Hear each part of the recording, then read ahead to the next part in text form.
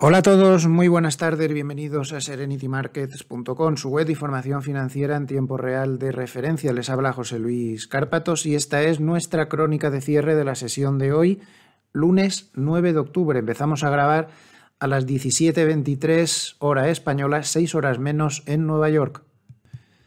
Y a estas horas pues no hemos evolucionado mucho a lo largo de la sesión, seguimos con las mismas cosas que al principio. La guerra que ha estallado entre Israel y Hamás pues ha complicado mucho las cosas, el mercado está reaccionando a corto plazo y en este momento está cualquier otro factor anterior, como podía ser el dato de empleo, el temor a los tipos de interés y demás, pues está como ensombrecido.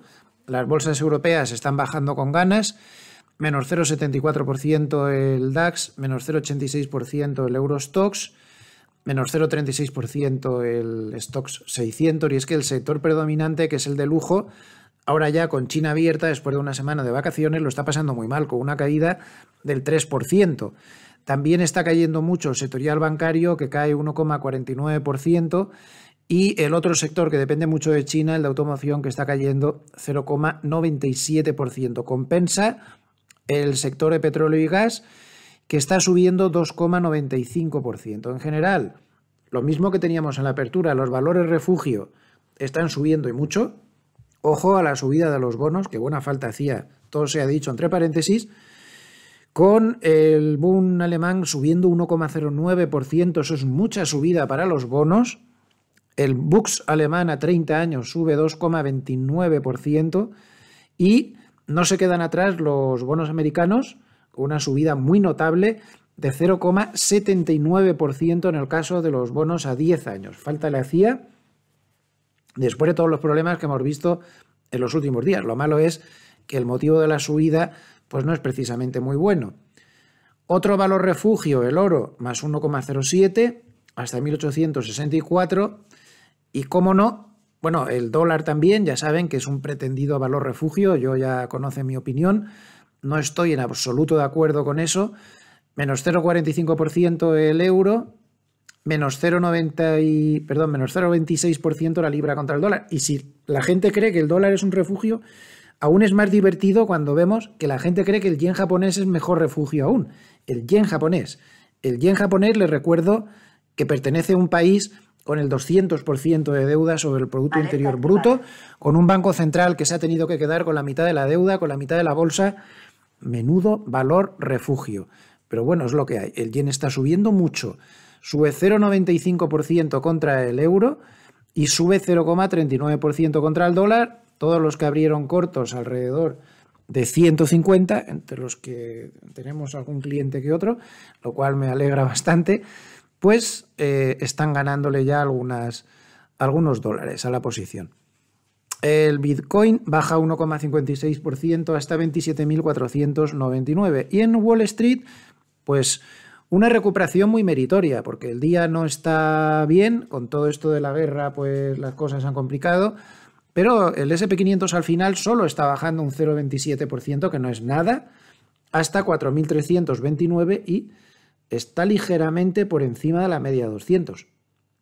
En el futuro, recuerden que en el spot está la media de 200 bastante más abajo y lo que se ha limitado es a rebotar ahí y subir.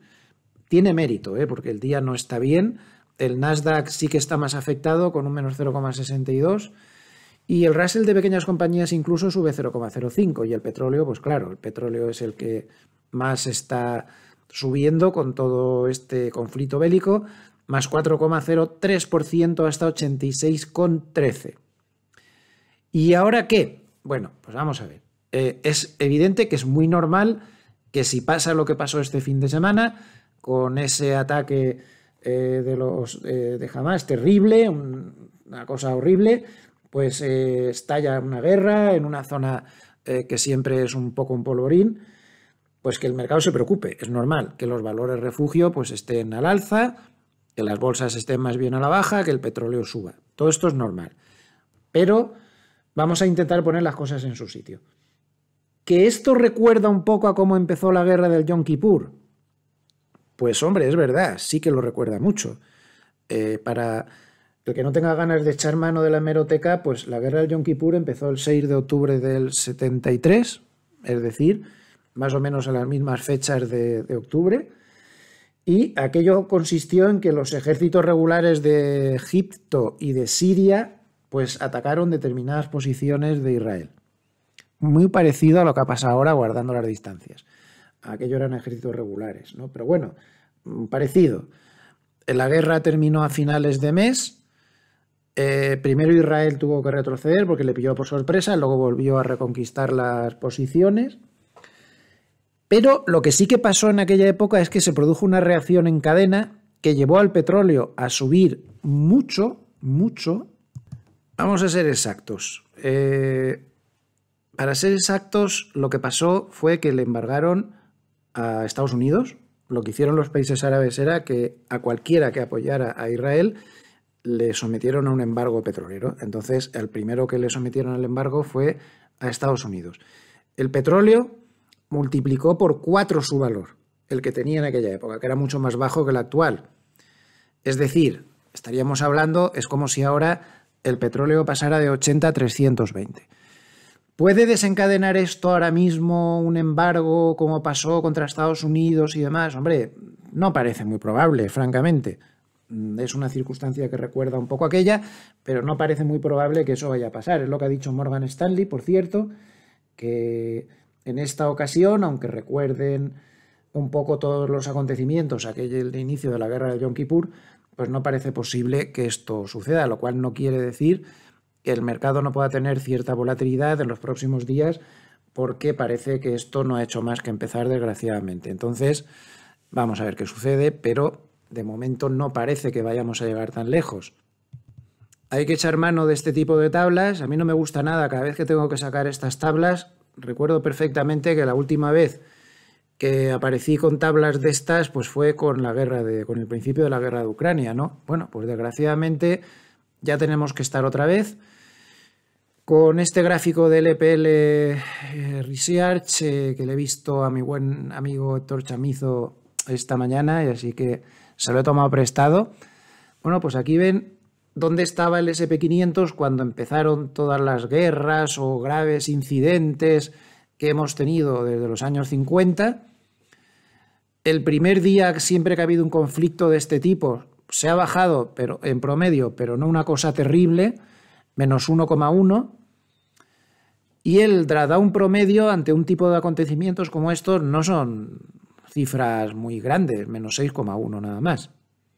Depende un poco de lo que pasara, pero fíjense qué cosa más curiosa, a mí esto me sorprende mucho. Atacan los japoneses a los norteamericanos en Pearl Harbor y ese día baja la bolsa un 3,8. Es mucha bajada, pero es que ustedes saben lo que había pasado. Es que era la entrada en guerra de Estados Unidos, era un shock absolutamente tremendo y solo bajó el 3,8.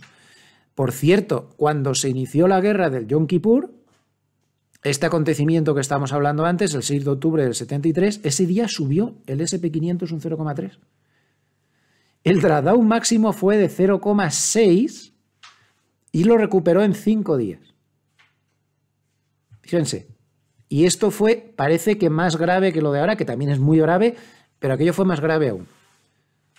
Con esto lo que les pretendo demostrar es que no se fíen mucho.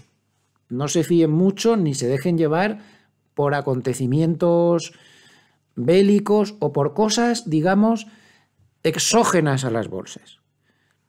A las bolsas lo que las mueve son las cuestiones endógenas, las cosas que afecten a la economía. El que a esta guerra le vaya a afectar a la economía o no, el tiempo lo dirá. Desgraciadamente es lo que hay y aquí no somos analistas geopolíticos ni nada de eso. Aquí nos limitamos a analizar el mercado, que bastante trabajo tenemos con eso. Pero bueno, la tabla creo que les puede dar una pista. Imprevisible. Dejando al margen todo este problema tan grave que estamos viendo en Israel, también hay cosas importantes que tenemos que comentar, como por ejemplo que Timiraos está toda la tarde remarcando lo que ha dicho Logan. Logan de la Reserva Federal de Dallas, para ser exactos. Logan está en el grupo de los duros del lugar. Entonces, Timiraos está destacando que está empezando a dudar y ya incluso reconoce la posibilidad de que no hará falta subir tipos. Hombre, es evidente que todo este grave incidente que está habiendo ahora mismo en Israel, o guerra o lo que sea, que no va a terminar aquí, es evidente, la cosa ha sido muy grave y seguramente esto va a estar bastante tiempo, pues rebaja las posibilidades de subidas de tipos. Salvo que el petróleo subiera mucho, tensara la inflación, pero si no es así, ese tipo de acontecimientos lo único que van a hacer es bajar las posibilidades. Y ahí están los bonos que lo están celebrando por todo alto, entre comillas, ¿no? Porque son acontecimientos que no son nada favorables y además, pues porque están actuando como valor refugio. Vamos a tenerlo en cuenta. Además, también ha habido declaraciones de Guindos reconociendo que la economía europea está bastante mal. Hoy hemos tenido dato de producción industrial en Alemania, menos 2% cuando se esperaba menos 1,5%. Y también hemos tenido declaraciones del Banco Central Europeo por parte de Kazaks, que ha dicho que si hay más subidas serán subidas pequeñas y que la vía de subidas rápidas está agotada. Creo que con eso estaremos todos de acuerdo. Al margen de los sectores que tengo aquí, hay sectores que no tengo pero que hoy se han movido mucho, como por ejemplo el sector de defensa. El sector de defensa en Europa y en Estados Unidos está subiendo mucho. Es evidente, este tipo de valores, pues con los conflictos bélicos, empiezan a subir mucho. Y el estrellado de la jornada ha sido el sector de aerolíneas.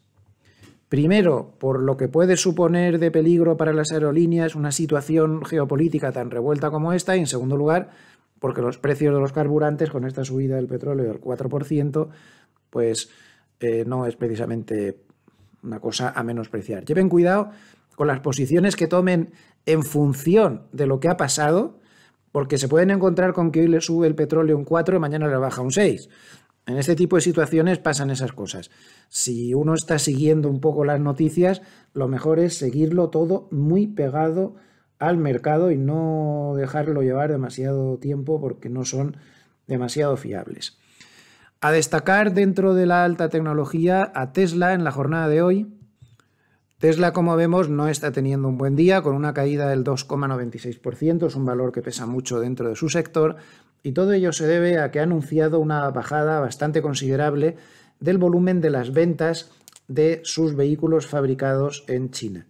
Así que de ahí, pues que lo tengamos bastante torcido. Entre otros valores que se han movido mucho hoy, me gustaría destacar a Metrobank, era uno de esos bancos que se temía que pudiera caer en cualquier momento. Hoy en 5 días se comentaba que uno de los que podrían comprarlo sería Santander. Bueno, el hecho es que ha hecho una nueva ampliación de capital, ha reestructurado deuda y parece que de momento podría estar evitando los problemas.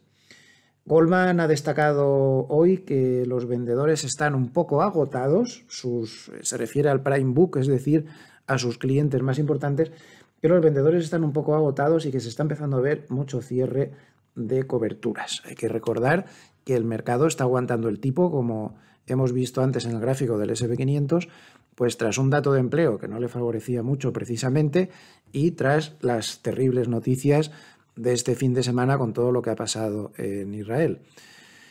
Nada más, tienen todos los datos. Si les ha gustado este vídeo, les agradecería mucho un like o que se suscriban al canal si aún no lo han hecho. A nivel de vídeos personales, les espero mañana sobre las 8:30, hora española, para hablar de cómo viene la apertura, 2:30 de la madrugada, hora de Nueva York. Muchísimas gracias a todos los amables escuchantes por estar ahí. Les deseo que pasen una muy buena tarde. Hasta pronto.